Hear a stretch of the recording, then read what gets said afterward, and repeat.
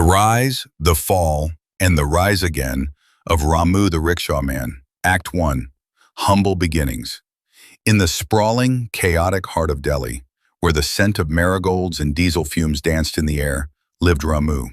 His home was a tiny, tin-roofed hut in a cramped slum, but his dreams were as vast as the Indian sky. He was a rickshaw puller, a man whose wealth could be counted in a handful of worn-out rupees, but whose kindness was immeasurable. He pedaled his rickshaw with sinewy legs strengthened by years of labor, his smile a constant, reassuring beacon to the weary passengers he ferried through the city's labyrinthine streets. He often gave free rides to the elderly and shared his meager lunch with the stray dogs who considered him their friend. One sweltering afternoon, a frantic-looking American tourist named Catherine flagged him down. She was lost, separated from her group, and on the verge of tears. Ramu, with his limited English and expansive heart, calmed her down, navigated her safely back to her lavish hotel, and was about to leave when she realized her handbag, containing her passport and a thick wad of cash, was missing. Panic set in again. Ramu, recalling a bag left on his back seat, pedaled furiously back to his hut, retrieved it, and returned it to her, every dollar and document intact.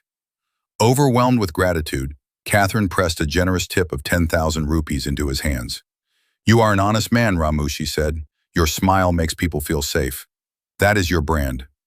Her words struck a chord deeper than the money. "Start a small business," she advised. "Focus on one thing you do well, and let that honesty be your foundation." The tourist's words became his mantra. Foregoing any small luxury, Ramu began to save every single rupee. He remembered his late mother's recipe for masala chai, a fragrant, soul-warming brew that was the stuff of legend in his village.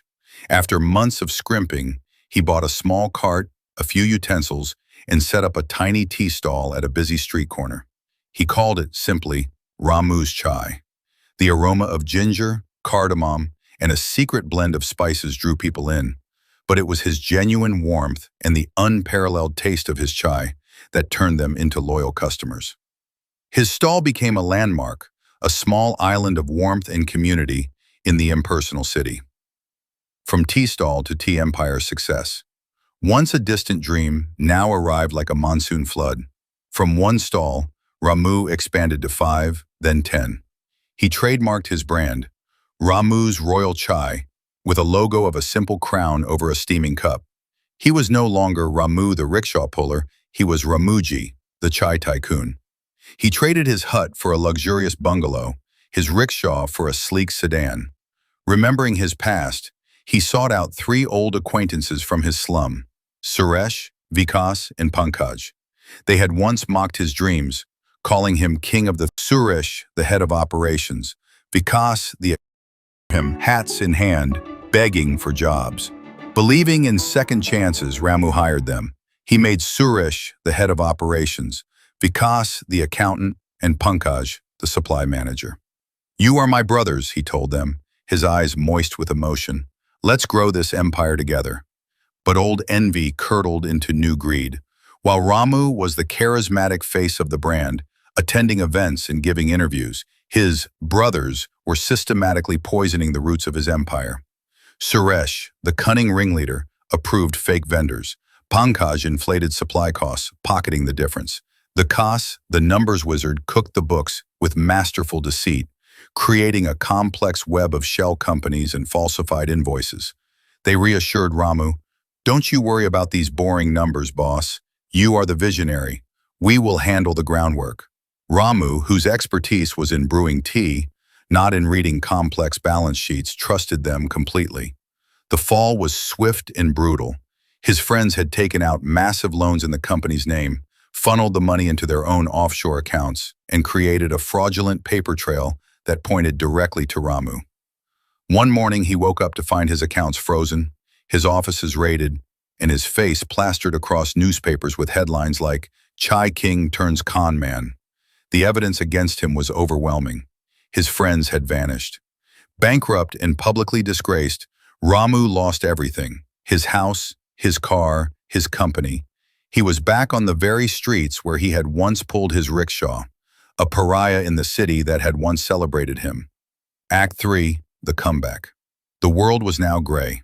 For weeks, Ramu wandered the streets, a ghost haunted by betrayal. The man who had a smile for everyone had forgotten his own.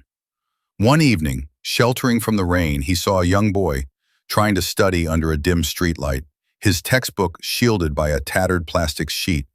The image sparked a flicker in Ramu's soul.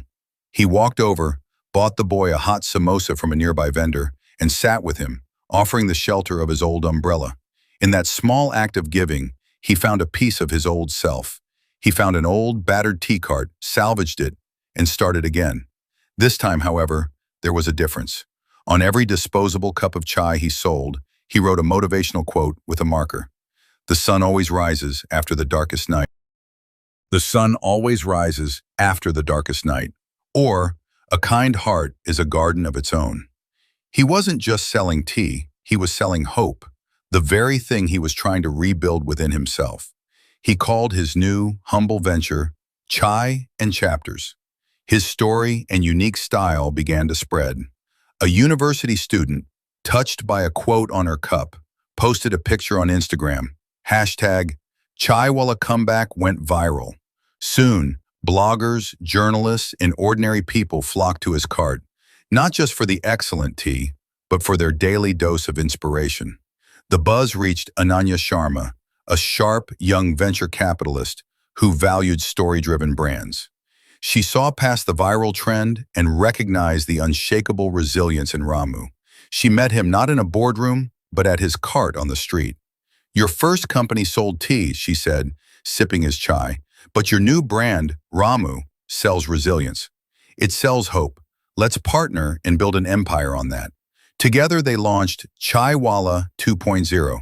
The new cafes were modern and clean, but they had heart. One wall in every outlet was dedicated to telling Ramu's story, and every cup bore a printed inspirational quote. The brand became a sensation, a symbol of the Indian spirit of perseverance. Ramu became wealthier than he had ever been, but this time he was profoundly wiser. He never forgot his roots. He established the Uday Foundation, the Rise Foundation, a trust dedicated to providing microloans and mentorship to poor street vendors wanting to start their own businesses. He learned to read a balance sheet, he hired a professional and vetted team, and he never again gave anyone his blind trust. His greatest wealth was not in his bank account, but in the wisdom earned through his fall, and the countless lives he now lifted, one cup of chai at a time.